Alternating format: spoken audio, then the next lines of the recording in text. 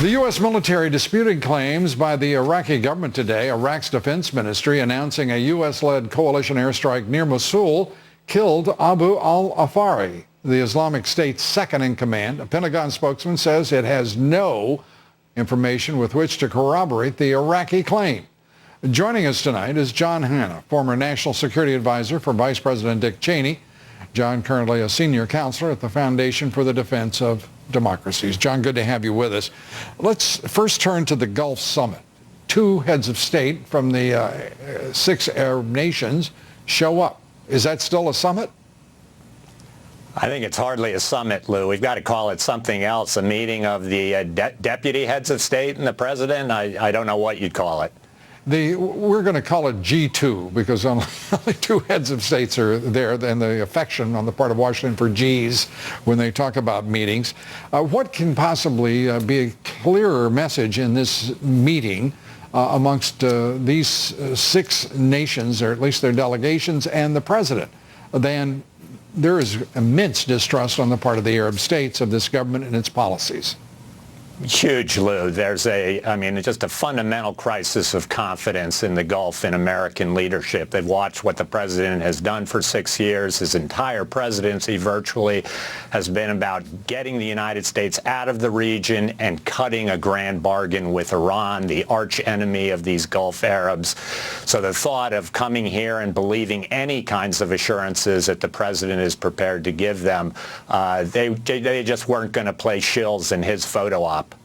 And also making its voice well heard today, Iran making it clear that if U.S. or any other nation tries to interdict a ship that it says is an aid ship going to Yemen, that it will set a fire in the region. Your reaction to that warning? Yeah, my guess is that it's a lot of Iranian bluster, but let's face it, you never know for sure. A little more than 25 years ago, a much less capable Iranian Navy tried to challenge Ronald Reagan in the Persian Gulf and lost, a good part of their Navy, went to the bottom of the sea. So there's always a chance that the Iranians could miscalculate, challenge us, and then we're going to see if President Obama has any Ronald Reagan in him.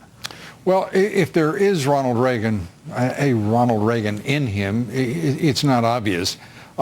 John Kerry, his Secretary of State, meeting with Russian leaders, leaving that meeting in Sochi, Russia, with nothing. Then Turkey, then on to Beijing, where Kerry's folks at the State Department made it clear that he's going to make it clear to the Chinese that the waters of the South China Seas will be freely navigable, as will the airspace, yet already it's not. Your reaction to this sort of late concern about freedom of passage? Yeah, no, this is the fundamental problem with the Obama administration's foreign policy, Lou, and the essential weakness at the heart of that policy, that when you do try to be tough, nobody believes you, and it does open the way for the kinds of provocations that we're seeing, whether it's from China, Russia, or Iran, and it creates a huge potential for exactly the type of thing that Obama's been trying to avoid, which is a conflict with any of these major powers. So I think, the chickens are coming home to roost for a very weak foreign policy. It is a strange pattern that is now observable in this administration's conduct of policy, however vague. And that is, on the one hand, with China, as it is threatening them, it is trying to negotiate and has negotiated a substantial part of a deal to acquire advanced U.S. nuclear reactors and advanced technology, nuclear technology from the United States. At the same time as it seeks to reduce ostensibly Iran's nuclear capability and its program with its talks, it is also confronting Iran over Yemen. This is a peculiar pattern. Sanctions against Russia while Russia acquires Crimea and continues to, if you will, carry out an incursion in eastern Ukraine without consequence. This is not only contradictory, it looks desultory and actually destructive of U.S. interests.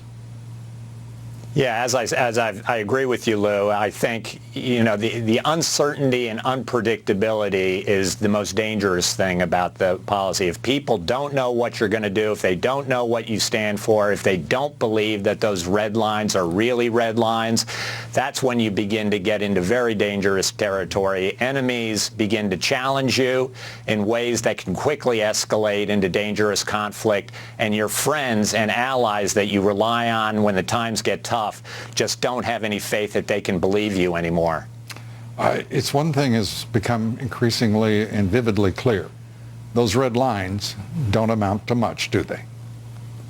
No, they're pink and quickly fading to white. John Hanna, thanks for being with us. We appreciate it. Thanks, Lou.